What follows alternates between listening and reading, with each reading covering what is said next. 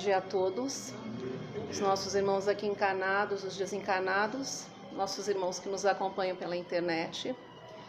Então hoje a gente vai conversar um pouquinho sobre a prece, a eficácia da prece, mas à luz então do Evangelho de Jesus e dos ensinamentos da doutrina espírita. Então, assim, e esse tema de hoje, a prece, ela é uma das ferramentas mais importantes para a nossa jornada evolutiva, seja no corpo físico ou fora dele. Porque a prece ela é um alimento. Então, da mesma maneira que nós alimentamos o nosso corpo, e aliás nós fazemos isso várias vezes ao dia, a gente tem que usar desse recurso da prece como uma espécie de um alimento espiritual. E assim, uma boa maneira de nós lembrarmos de orar é toda vez que a gente for alimentar o nosso corpo, a gente orar então agradecendo aquele alimento, agradecendo a vida, louvando a Deus, porque dessa forma a gente então vai estar alimentando o nosso espírito. Eu acho importante a gente iniciar esse bate-papo, definindo o que é a prece, conforme os ensinamentos que Kardec vai nos trazer, lá no Livro dos Espíritos, no capítulo 3, que fala das leis morais, mais especificamente na lei de adoração. Porque nós, assim, às vezes a gente faz na nossa prece, a gente acha que ela está mais ligada a algo exterior, como a forma, a quantidade de palavras, o tamanho, isso não tem nada a ver, quando na verdade a prece ela é algo mais íntimo, ela é algo mais interior. Então lá nesse capítulo da lei de adoração, Kardec ele vai nos dizer que orar é pensar em Deus, é a gente entrar em comunicação com Ele, é nos aproximarmos dEle. Então, portanto, orar é de algum modo a gente procurar mais intensamente nos conectarmos ao Criador, buscar senti-lo e ouvi-lo. Porque a doutrina espírita ela nos diz que o Criador ele não está num lugar distante, ele está perto de nós. E isso Kardec ele vai nos dizer no capítulo 2 da Gênese, que ele vai falar, Deus não é um ser isolado, distante dos seus filhos em algum recanto do universo. O Criador, na verdade, está em toda parte. Isso já é o que o apóstolo Paulo nos dizia. Paulo dizia, nele nos movemos, vivemos e existimos. Então Deus ele não está lá, Deus ele aqui está. E a grande questão é como é que a gente vai se conectar com essa presença divina. Então assim, a prece ela é esse recurso que ajuda a gente a fazer essa conexão, para que possa fluir então do Criador para nós e de nós para o Criador, esse fluxo de amor, de confiança, de bondade e misericórdia divinas. E a doutrina ela ainda nos diz que através do fluido cósmico universal, o Criador ele espalha o seu amor, a sua providência e a sua presença em todos os recantos do universo. Então ele vai falar que durante a prece nós concentramos uma energia positiva à nossa volta. E essas irradiações elas são propagadas por esse fluido cósmico universal. E o fluido cósmico ele é tudo que nos rodeia. Nós estamos assim mergulhados nele, Kardec fala. E é ele que transporta então as nossas vibrações. Então quando nós emitimos as nossas vibrações, nós estamos impregnando esse fluido cósmico e ele vai chegar então até o seu destino. Então quando a gente faz uma prece por alguém, não somos somente nós que estamos nos beneficiando com essa irradiação. Nós estamos levando essa irradiação até essa pessoa que nós estamos mentalizando. Porque às vezes a gente pode se perguntar, será que vale a pena eu fazer uma prece por alguém que parece que não quer se ajudar? Porque às vezes a pessoa está naquele momento de um vício que é muito difícil. E às vezes você fala, não vou orar, ele não quer se ajudar. Mas aí que está o nosso erro, a gente tem que persistir. Porque com o tempo, conforme essas nossas irradiações vão atingindo essa pessoa, ela vai ficando mais maleável. Vai chegar um ponto até que ela pode vir até nos procurar para querer conversar. Então a gente vai conseguir então chegar mais perto. E até vai chegar aquele momento que você vai poder ajudá-la com atitude. Então assim a gente deve sempre orar. A prece sempre vai ter esse benefício. Então orar por nós e pelos outros. E essas vibrações então elas ficam em torno de nós. E no Livro dos Espíritos, na questão 658, os Espíritos vão nos dizer que a intenção é tudo. Então, quando a gente vai fazer a nossa prece, a intenção é tudo. Eles falam a intenção, o sentimento, a postura de alma que vai fazer com que a prece chegue até o seu objetivo, independente de qualquer outro aspecto exterior. Que já dizia Jesus no Evangelho de Mateus, no capítulo 6, não oreis como os gentios, que julgam que pelo excesso de palavras eles serão atendidos. Então o importante não é a quantidade de palavras, a forma, se são palavras bonitas, né, que nós estamos fazendo. Assim, o mais importante é a nossa disposição, a nossa abertura para conversar com o Criador, para poder então senti-lo e ouvi-lo, né, captar o que ele tem a nos dizer. Porque muitas vezes quando a gente faz a nossa prece, a gente faz dela um caminho de mão única. A gente fala com o Criador, mas nós não queremos escutar o que ele tem a nos dizer, que é exatamente onde que nós, né, devemos melhorar. E geralmente quando a gente ora pedindo ao Criador que atue nas circunstâncias da nossa vida, né, que afaste ali os problemas.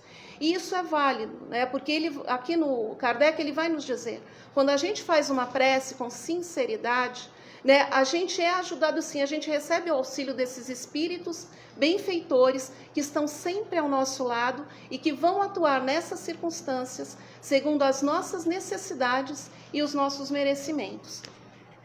E André Luiz, ele descreve nos seus livros, naquela coleção dos 13 livros, A Vida no Mundo Espiritual, que existem nas colônias espirituais departamentos responsáveis pela coleta da prece sincera, onde cada prece ela é analisada e ela vai ser atendida então de acordo com as necessidades daquele que a pediu. E ele vai falar também, a gente vai encontrar um exemplo dessa eficácia dos desdobramentos da prece num dos livros dessa coleção, que é Entre a Terra e o Céu, né, onde praticamente todo o enredo desse livro ele se desenvolve a partir de uma prece que é feita por uma criança no início do livro, né? Então essa criança ela faz essa prece, mas ela faz uma prece para a mãe, porque o que acontecia aqui? A mãe havia falecido, o pai havia se casado, né, com uma madrasta, e nesse momento que a Evelina, que é a criança, que é uma pré-adolescente, ela faz essa prece, ela faz uma prece pedindo à mãe que ajudasse, porque o lar estava muito desequilibrado. O irmãozinho, o Júlio, havia se afogado, né? Fazia pouco tempo o irmão havia desencarnado, e a madrasta estava acamada, porque a madrasta, de certa forma, foi responsável pelo afogamento do irmão, porque tinha ciúmes do tratamento que o pai dava para esse irmão. E a mãe, então, não perdoava a madrasta, por isso estava ali na casa obsediando a madrasta, né? Então, assim, a Evelina, quando ela faz a prece para a mãe, ela não tem essa noção. Mas daí o Calderaro, que é o orientador de André Luiz, ele vai explicar aqui nesse momento sobre a prece refratada. Né? O que é a prece refratada? É o que ele vai explicar. Quando uma prece ela é sincera, né? Então ela é direcionada para quem possa atender. Porque a Evelina, no caso, ela tinha feito a prece para a mãe. Como a mãe estava em desequilíbrio, não tinha nem como ouvir a prece da filha, que dirá ajudar, essa prece é direcionada para quem possa atendê-la. Então ela chega até lá a colônia Nosso Lar, e daí Calderaro, Hilário e André Luiz, eles vêm até aqui ao plano físico para poder então ali orientar. Então a partir dessa prece se desdobram uma série de atividades, de procedimentos, e eles vão então orientar ali todos aqueles personagens para que o desfecho dessa história então pudesse ser o melhor possível. Mas o que a gente tem que entender? A gente tem que entender que essa não é a única finalidade da prece. Porque quando a gente faz a prece, a gente acha que a única finalidade dela é afastar os problemas da nossa vida. E às vezes, quando isso não ocorre da maneira que a gente gostaria, a gente sai da nossa prece desiludido. A gente sai achando que Deus não ouviu a minha prece. E daí, então, o que vai acontecer? No livro Vinha de Luz, no capítulo 98, essa mensagem ela tem o título A Prece Recompõe.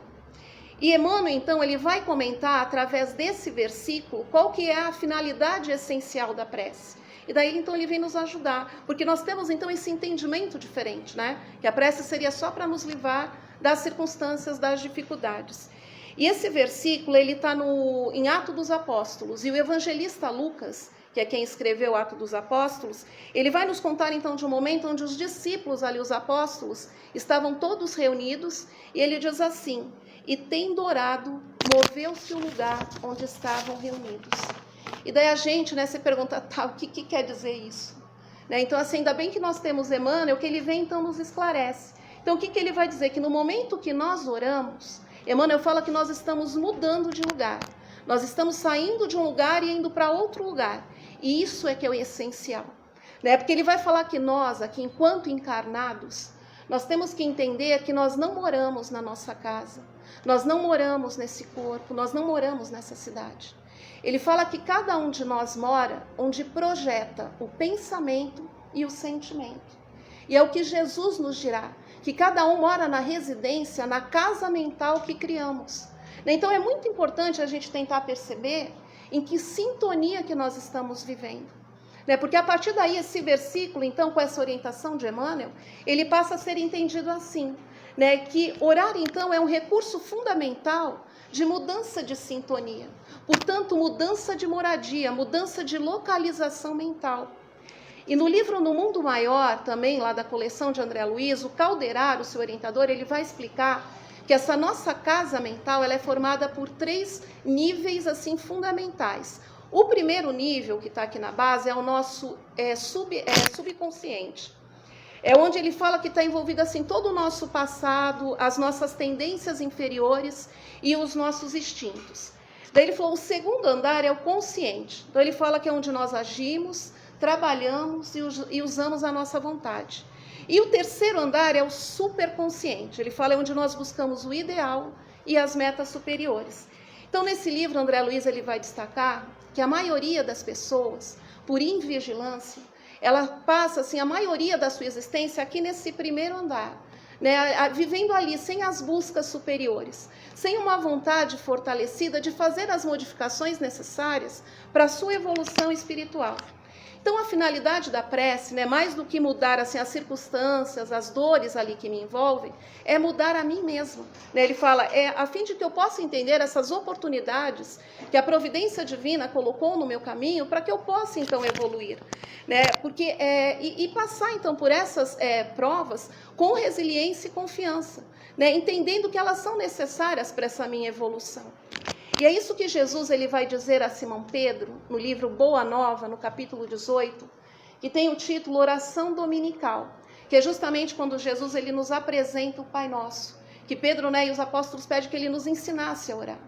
Então, nesse momento, quando ele vai ensinar o Pai Nosso, ele fala para os discípulos, principalmente para Pedro, a prece é esse recurso de comunicação permanente com o Criador. E o Mestre nos diz que ela deve ser cultivada de tal modo que se torne algo tão natural na nossa vida como o ato de respirar. Então ele diz que Pedro, enquanto Pedro orar ao Pai pedindo que atue ali nos seus desejos e caprichos, ele muito provavelmente vai sair dessa prece desiludido. Mas a partir do momento então que ele pedir ajuda para entender essa vontade sábia e justa do Pai em relação a ele, então ele vai receber dessa mesma prece os bens divinos de consolo e paz. Porque o que acontecia? Nesse momento, Pedro ele chega para o mestre e ele fala que ele acha que essa conexão com o Pai não está muito satisfatória, porque ele não está sendo atendido nas suas preces. E o mestre, então, com aquele seu olhar amoroso, com a sua brandura, ele chega para Pedro e fala, mas Pedro, o que você está pedindo ao Pai? E Pedro então fala, eu estou pedindo que ele aplane o meu caminho. Eu estou pedindo que ele me ajude a resolver umas questões materiais da minha vida. Então é isso que Jesus estava falando para ele, que enquanto ele estivesse pedindo na prece que Deus atendesse os seus caprichos e os seus desejos, ele provavelmente ia continuar saindo dessa prece desiludido.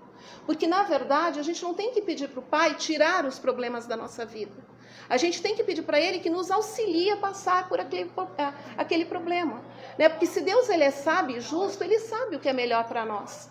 Então, na verdade, o que a gente tem que pedir quando a gente for fazer a nossa prece?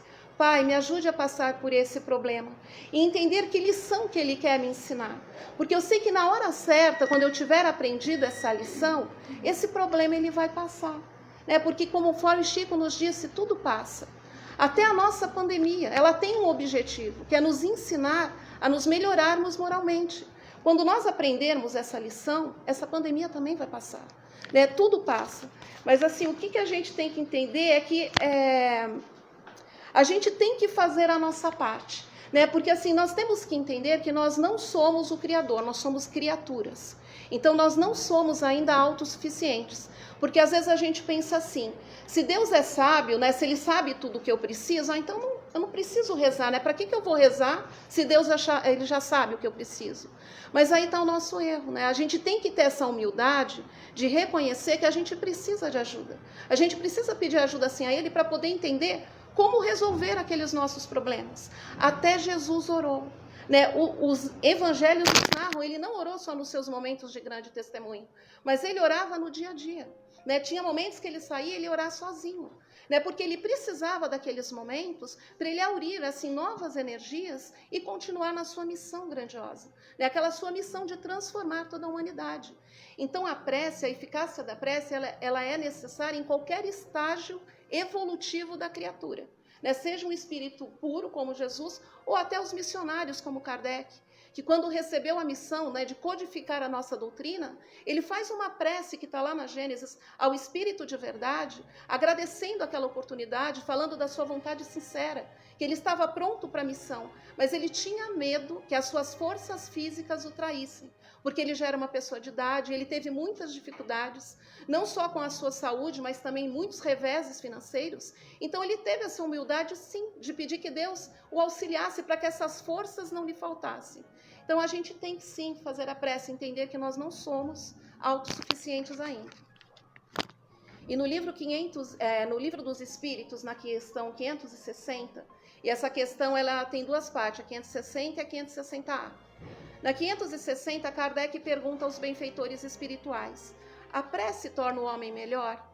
E os espíritos vão dizer sim, porque aquele que ora com confiança e fervor, ele se torna mais forte para vencer as tentações. E eles ainda acrescentam: e Deus envia a ele espíritos benfeitores que auxiliarão. Esse é um recurso que jamais lhe será negado. Então, quando a gente faz a nossa prece com sinceridade, né, nos colocando de joelhos aí diante do Pai, pedindo ajuda, que Ele nos auxilie, então, a resolver os nossos problemas, esse recurso, esse auxílio dos benfeitores espirituais, que estão sempre ao nosso redor, ele nunca nos será negado. Né? E daí, complementando essa questão, na 560A, então ele pergunta assim, Kardec: pois bem, se a prece torna o homem melhor, como é que se explicam aqueles que oram tanto, mas permanecem egoístas e invejosos? E daí os espíritos então vão esclarecer: o essencial não é orar muito, e sim orar bem. Porque esses que agem assim, os que oram muito, fazem da prece uma ocupação, um gasto de tempo, mas não um instrumento de estudo de si mesmos. Orar é também mergulhar dentro de nós, é nos inteirarmos do que somos e do que precisamos mudar. Então, por isso que no Evangelho de Mateus, capítulo 6, Jesus vai dizer para a gente: quando fores orar, entra no teu quarto e fecha a porta. E o que ele está dizendo? Entra dentro de você, se desconecta do mundo, né, que a gente hoje em dia vive tão conectado. Então, entra dentro de você, se desconecta do mundo, para que você fique com você mesmo e você possa então entender o que está lhe causando esse sofrimento e a dor. Porque é através dessa conexão fluídica e espiritual que a gente vai conseguir encontrar essas respostas, né, que nós buscamos. E toda vez, então, ele fala para a gente que, portanto, o que a gente deve fazer? Kardec põe lá no Livro dos Espíritos que a gente deve louvar, pedir e agradecer. E quando a gente agradece mais, ele fala, é porque a gente está vendo a vida com bons olhos. A gente está reconhecendo as oportunidades que a providência divina coloca em nosso caminho. E ele fala que agradecer é fundamental para a nossa felicidade. Porque quando a gente não agradece, ele fala, a gente tende a reclamar. E Joana de Ângeles, ela nos disse, através de Divaldo Franco, que reclamar é perder tempo. Então ela fala que toda vez que nós estamos reclamando, nós estamos perdendo tempo. Ela fala, nós estamos perdendo a oportunidade de fazer o bem, né, e de ver o lado bom das coisas. Então assim, vamos agradecer tudo. Ela fala, vamos agradecer a vida. Vamos agradecer as oportunidades de trabalho e aprendizado aqui na Casa Espírita, no nosso ambiente profissional. Vamos agradecer até aquele irmão que nós temos dificuldade no relacionamento, seja no lar, no ambiente de trabalho, na nossa vida social, porque é justamente aquele irmão que está nos mostrando onde é o nosso calcanhar de Aquiles, aonde que a gente precisa mudar para a gente conseguir fazer essa nossa evolução moral. Então vamos agradecer a cada dia, né, quando a gente acorda, todas essas oportunidades que são renovadas para nós fazermos então esse nosso aperfeiçoamento moral. E daí a gente, para poder assim refletir até que ponto, né, a gente pode constatar essa eficácia da prece, vamos pensar no exemplo assim. Um estudante que durante o ano inteiro ele não participou das aulas, ele não prestou atenção nas lições, mas lá no final do ano, no dia da prova final, ele faz uma prece muito fervorosa, pedindo assim ao seu anjo da guarda lá que o ajudasse para que ele fosse aprovado, né, e passasse de ano. Será que ele vai ter alguma condição de ser atendido nesse pedido? Eu penso que não, né? Ele vai ter que, infelizmente, ele vai ter que repetir para ele fazer diferente. Porque como é que pode um professor, né, que ele está ali estimulando um aluno ao crescimento, ele retirar desse aluno a prova que irá dar condição a ele de saber se o aluno já tem condição de buscar conhecimentos maiores. Então, a prece, ela não vai mudar as nossas experiências necessárias, né? Mas ela vai nos dar uma condição interior para que a gente, então, possa ter a inteligência e a capacidade de descobrir as soluções para resolver, então, essas dificuldades, essas experiências. E nós só estamos passando por essas experiências porque nós já adquirimos a condição de superá-las. Porque até tem aquele ditado, Deus não dá o frio maior que o cobertor. Então, nenhum de nós passa por uma experiência se nós já não estivermos adquirido essa condição de superar essa experiência. Mas assim, para que a prece ela tenha eficácia, a gente tem que fazer a nossa prece. Né? É o que Jesus disse, ajuda-te, o céu te ajudará. Não adianta eu ficar de braço cruzado e não fazer a minha parte. E no Evangelho segundo o Espiritismo, Kardec ele vai trazer lá no capítulo 27, o título desse capítulo é Pedi e obtereis. E em outros pontos do Evangelho, em outros capítulos, ele vai nos trazer mais duas afirmações. Buscai e achareis, e bater e se vos abrirá. E essas três ações, pedir, buscar e bater, elas são extremamente importantes para que a gente consiga realizar o que a gente está pedindo na nossa prece. Porque ele vai falar, o pedir é quando a gente consegue colocar assim de forma clara o que a gente deseja, aquilo que nós queremos. Porque como que a gente vai poder ser auxiliado se a gente não souber claramente o que a gente quer? O buscar, ele fala, representa o nosso pensamento. Ele fala que é uma forma clara da gente planejar e programar aquilo que desejamos. É como se a gente fosse fazer uma planta para construir um edifício. E o bater, ele fala, o bater é propriamente a ação, é o agir. Então ele fala, não adianta eu saber com clareza o que eu quero, não adianta eu planejar o que eu desejo. O mais importante, ele fala, é eu colocar também a minha energia, ele fala mobilizar os recursos a fim de que essas coisas possam acontecer.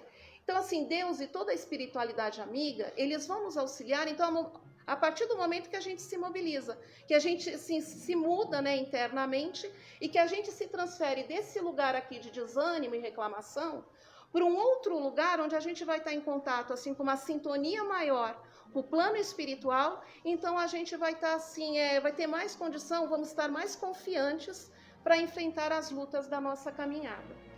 E na coleção dos 13 livros de André Luiz constam mais de 40 orações, 40 preces, que ele colocou na fala e no sentimento dos personagens. E assim, é uma coisa tão real, tão profunda, que a gente chega a se emocionar. No livro Os Mensageiros, tem um capítulo que chama A Prece de Ismália.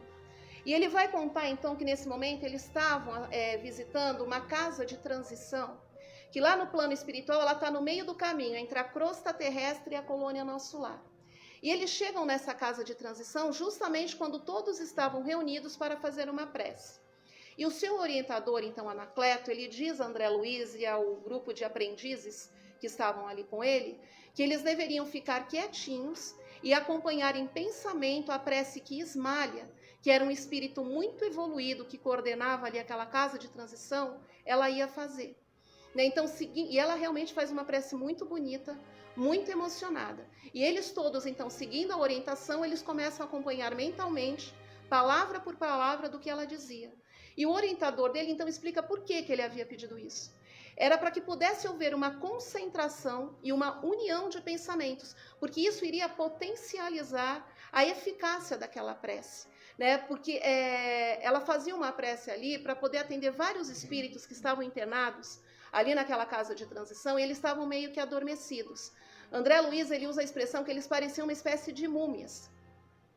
E conforme eles fazem essa prece, do plano espiritual, é como se descessem bolhas, né? Bolhas de ar, que é assim, para a gente fazer uma analogia com o que a gente conhece aqui no plano físico, mas é como se descessem bolhas de ar, e essas bolhas elas iam tocando o chakra frontal, que é essa nossa região da testa, um centro de força que nós temos aqui, e o chakra coronário, que é um outro centro de força, então tocava a testa e tocava o coração. E esses espíritos que estavam ali adormecidos, eles iam despertando. Era uma prece muito bonita. E o orientador explica que isso é até um auxílio para a gente não se dispersar. Porque às vezes quando a gente está aqui escutando uma palestra, uma prece, o nosso pensamento ele começa a percorrer outros lugares e às vezes a gente acaba se desconcentrando. Então, o fato da gente acompanhar mentalmente, palavra por palavra, ajuda a gente a manter essa conexão. E ainda nesse livro Os Mensageiros, André Luiz ele vai dizer: não há prece sem resposta. A oração, filha do amor, não é apenas súplica. Ela é comunhão entre o Criador e a criatura, constituindo assim o mais poderoso influxo magnético que conhecemos. E já existem estudos científicos que comprovam a eficácia da prece. São mais de 23.500 estudos que foram feitos, ao redor do mundo para comprovar essa eficácia da prece. E a sua influência, então, na vida humana, principalmente nas questões do corpo físico aqui das doenças. Tem um estudo que foi feito com um grupo de pacientes que estavam internados numa UTI de cardíacos. Então, eles separaram esses pacientes em 2 grupos. Um deles começou a receber preces diárias, mas os pacientes não tinham conhecimento que estavam recebendo preces, e o outro grupo não. E o grupo de senhoras, voluntárias que estavam fazendo essas preces, elas também não conheciam esses pacientes. Elas simplesmente receberam o nome e a idade para poderem fazer essas preces. E durante um mês, semanalmente, foram se fazendo exames, principalmente um exame de sangue, para poder analisar ali os níveis dos fagócitos, que é um item que nós temos no sangue que mede a nossa imunidade. E esse grupo que recebia prece, eles se mantinham estáveis, Os fagócitos deles se mantinham no nível desejado. Então, eles estavam, assim, estabilizados, assim, eles estavam saudáveis. E o outro grupo que não recebia prece, os fagócitos oscilavam muito. E depois, para comprovar essa eficácia, inverteu. Depois de um mês, o grupo que não recebia a prece começou a receber, e aquele que recebia a prece parou de receber. E fizeram novamente por um mês esses exames. E daí esse grupo que antes estava todo estabilizado, com a prece eles estabilizaram também, os níveis de fagócitos ficaram no nível desejado, e aqueles que pararam de receber prece começou a oscilar. Então, assim, cientificamente, através de exames, foi comprovado essa eficácia dessa prece intercessória. E teve também outro estudo que foi feito com mulheres que queriam engravidar através da inseminação in vitro, e também foram separadas em 2 grupos. Um grupo começou a receber prece sem saber, e esse grupo que recebeu prece, 50% teve sucesso, conseguiu engravidar, e o grupo que não recebeu a prece, somente 22% conseguiram engravidar. Então, assim, esse grupo que recebia a prece, o êxito foi o dobro, Então, assim, a gente já tem essas comprovações científicas da eficácia da prece.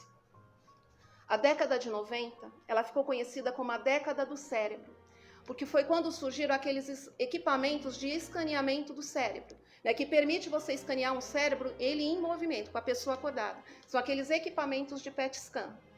E em 1995, em Los Angeles, um neurocientista muito conceituado, chamado Michael Pessinger, ele estava analisando ali o cérebro de um paciente seu num equipamento desse de PET scan. E ele percebeu dentro do cérebro um ponto luminoso. Existia um ponto luminoso dentro do cérebro desse paciente. Isso chamou muito a atenção dele. Então ele chamou um seu colega de pesquisa, um indiano, um outro neurocientista também muito famoso, para mostrar aquele ponto. E quando esse amigo dele indiano viu aquela luminosidade, falou: meu Deus! E o paciente, então, que estava acordado, escutou a palavra Deus, o ponto no mesmo momento irradiou uma luz maior, aumentou a luminosidade daquele ponto. E na Índia, Deus tem mais de 1000 denominações. E esse neurocientista indiano, ele começou a falar várias denominações de Deus. E mesmo o paciente não sendo indiano, cada denominação que ele falava de Deus, esse ponto iluminava ainda mais. E daí, querendo fazer um teste, ele começou a falar nome de pessoas famosas, não de Deus. Começou a falar de Gandhi, de Krishna, de Buda. E daí o ponto se mantinha estável. Aquele ponto estava ali, luminoso, mas não irradiava uma iluminação maior. Daí o que ele decidiu fazer? Ele decidiu fazer um estudo com um grupo de voluntários. E esse resultado ele se confirmou. Então, o que eles concluíram nessa pesquisa de 1995? Que nós temos um ponto dentro do nosso cérebro de ligação com Deus. E a esse ponto luminoso, eles deram o nome de ponto de Deus. E eles falaram, então, que é a nossa inteligência emocional, esse ponto. Então, até isso nós já temos, de estudos, um estudo já bem antigo, há mais de 20 anos. E assim, para a gente finalizar aqui, vamos imaginar assim, que a prece, ela assim, é como uma pessoa que está dentro de uma casa, abrindo assim as janelas e as portas para que o sol possa entrar. E o sol, é essa presença divina, é Deus, Nós estamos envolvidos em Deus. que é esse fluido cósmico universal. Então, quando a gente está fazendo a nossa prece, a gente está abrindo as janelas e a porta da nossa alma para receber esse influxo de amor do Criador. E essa aventura, né, a aventura da prece, que lá no final desse capítulo, Pedi obtereis, do Evangelho segundo o Espiritismo, Santo Agostinho, na Instrução dos Espíritos, é a última mensagem que está nesse capítulo, que ele vai nos falar da aventura da prece. E para encerrar, eu trouxe uma mensagem, é um soneto, tá, de Alta de Souza, que está no livro Parnaso de Além Túmulo, que foi o primeiro livro que Chico psicografou, mas eu acho que esse soneto ele combina bem com a nossa prece de encerramento, porque tem muito a ver com o que a gente conversou aqui. Tem o título Mensagem Fraterna. Então eu peço a vocês que fechem os olhos, né, e me acompanhem então palavra por palavra, como a gente aprendeu aqui, para que a gente possa então unir os nossos pensamentos, né, e a gente possa irradiar esse amor, para que ele possa chegar até o nosso Pai, né, e esse amor possa retornar então sobre todo o nosso planeta, sobre toda a nossa humanidade, encarnada e desencarnada. Meu irmão, tuas preces mais singelas são ouvidas no espaço ilimitado, mas sei que às vezes choras, consternado, ao silêncio da força que interpelas. Volve ao teu templo interno abandonado, a mais alta de todas as capelas, e as respostas mais lúcidas e belas hão de trazer-te alegre e deslumbrado. Ouve o teu coração em cada prece. Deus responde em ti mesmo e te esclarece.